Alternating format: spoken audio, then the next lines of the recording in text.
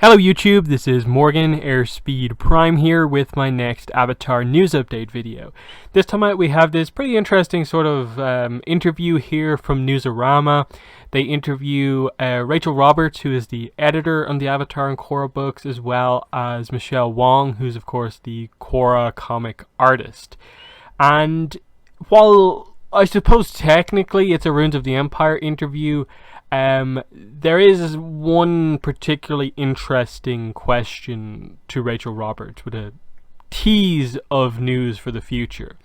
So obviously they start off, it's a pretty basic, here's Ruins of the Empire, it's the new book that's out, let Avatar, Korra, the comics explored, new stuff. But here it is right here. First question straight away here. To jump right to it, I'm sure many fans want more Korra after reading Turf Wars and Ruins of the Empire. What future plans do you have for the Legend of Korra comics? And her response here, we're not quite ready to share specific news yet, but I think fans of both Avatar and Korra will be pleased with what we're cooking up. We have several fun new projects in the works that will not only expand our publishing line, but will introduce new formats and approaches to these beloved franchises. So that's obviously it's vague, it's not very specific, but it's also an interesting response because one, several fun new projects. What we're of course expecting, that we're literally just like any day now, can you please announce this, is what the next 3-part Avatar comic is and what the next 3-part Korra comic is.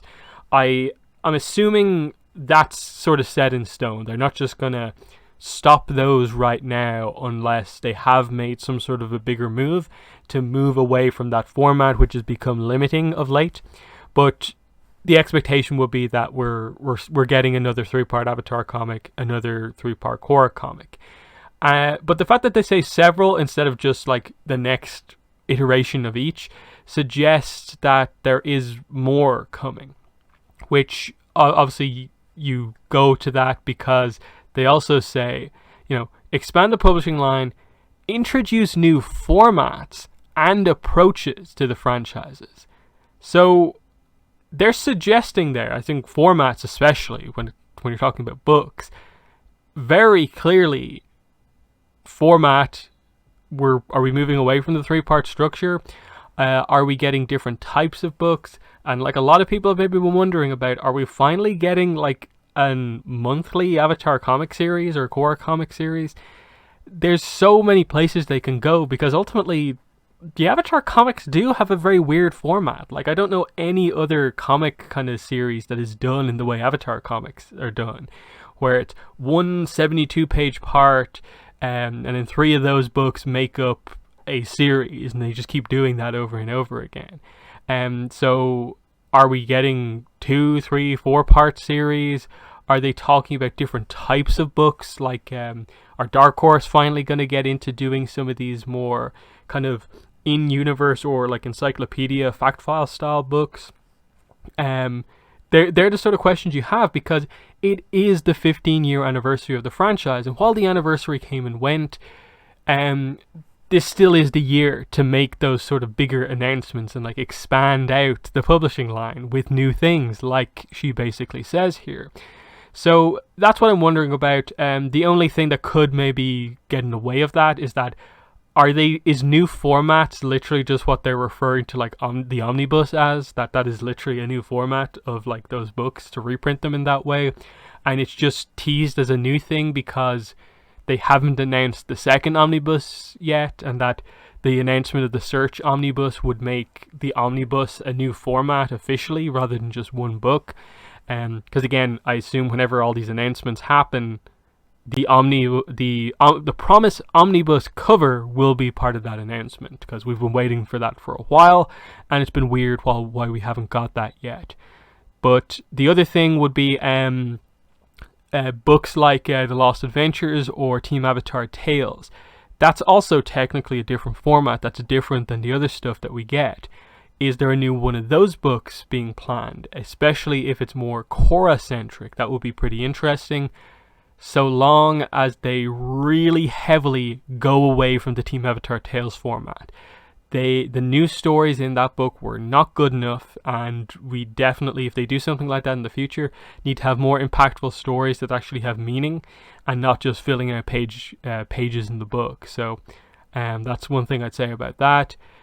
So yeah, like, you can definitely look at this and be, I suppose, more negative and be like, oh, is this just the next Avatar comic, the next Korra comic, and the omnibuses? Or you can potentially be more positive about it and be like, okay, Avatar comic, Korra comic, potentially a whole other comic, but maybe in a different format, and then other books that are doing different things that are more along the lines of the, you know, maybe the Inside Edition style books, or something like a big encyclopedia, you know, the world of Avatar, where we go in depth on all the animals, the places, locations, bending styles, organizations, just go in depth, you know, on stuff that pretty much outside of, say, like the Rise of Kyoshi, we haven't gone particularly in depth on. Like the comics, even the shows to a degree, they're not really that opportunity to go super in depth, but in a fact file style book you can do that. That's maybe a little bit too much, but this seems like more than just the obvious news we'd expect.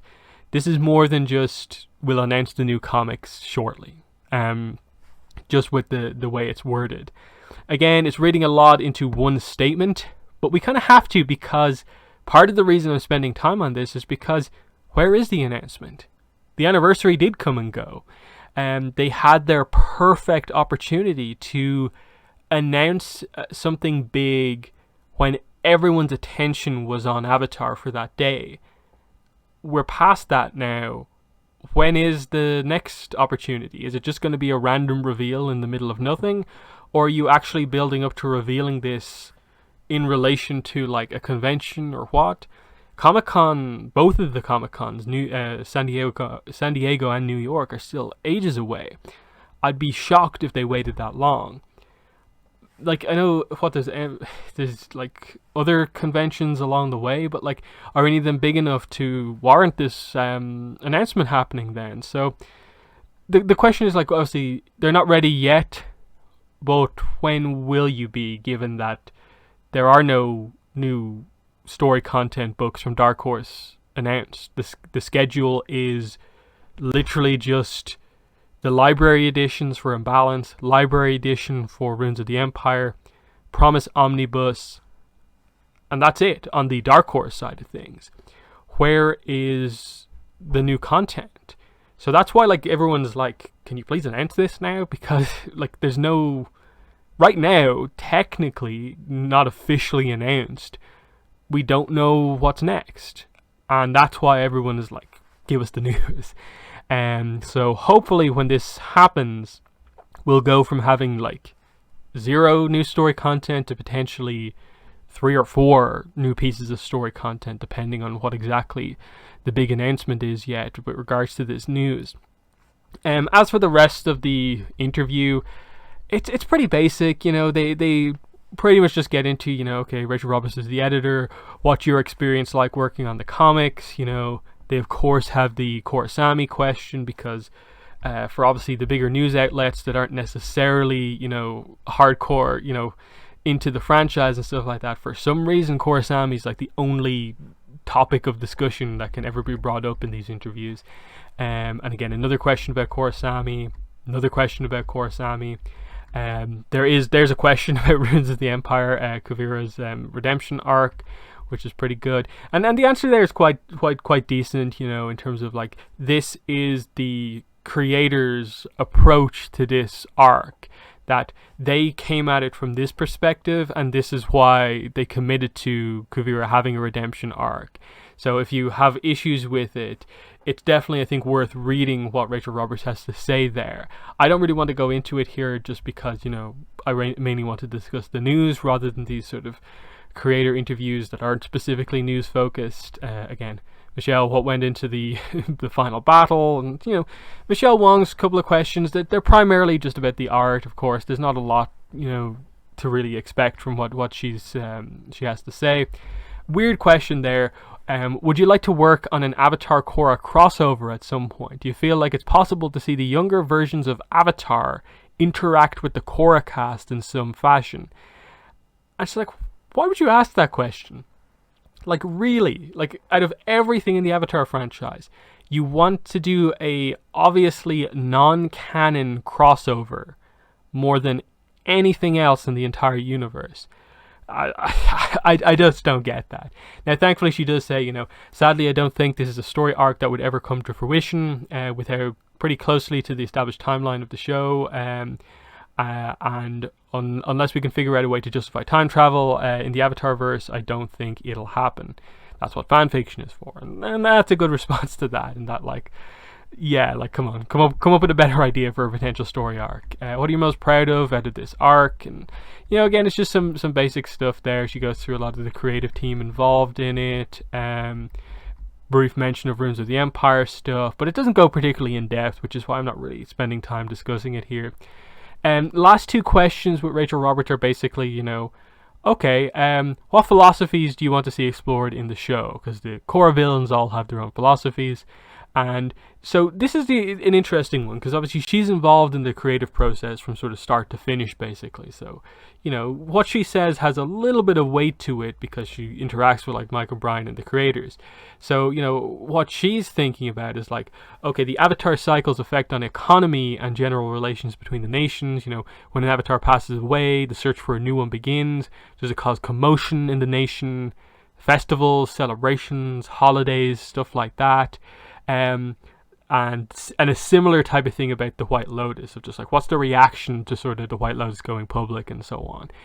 The first question I think is interesting, but like I think it's been explored a little bit through The Rise of Kyoshi. That's probably the most in-depth we've gone on it, with just the general sort of situation surrounding the desperate search for an avatar when it's gone on a little too long, and then especially how sort of carefully handled by sort of the elite of the world the Avatar's training is. So that's pretty interesting. But it's interesting. Obviously with Avatar and Korra, the death of an Avatar is not really something you can necessarily deal with right now, unless you're going to suddenly tell the end of Aang, or tell the end of Korra story specifically. But I think we're years away from anything like that. And then the last question I think is worth going into as well. Are there any characters you want to see get more spotlight? Now, not necessarily that I believe, Rachel Roberts is like teasing anything here with these characters, or that like she has any like ability to make sure the next story is about these type of things. But it's still interesting to see what the people who are kind of involved with making the books think. So, Fire Lord Izumi, Jinora and the rest of the Airbender kids, obviously Iki, Milo, and Rohan, so that's going to be interesting if we do go back to them. Batar Jr. again, Boomy and Boomju, Uncle Iroh, wherever he is, and she also does mention Azula, but specifically Azula in Korra era, so that's interesting.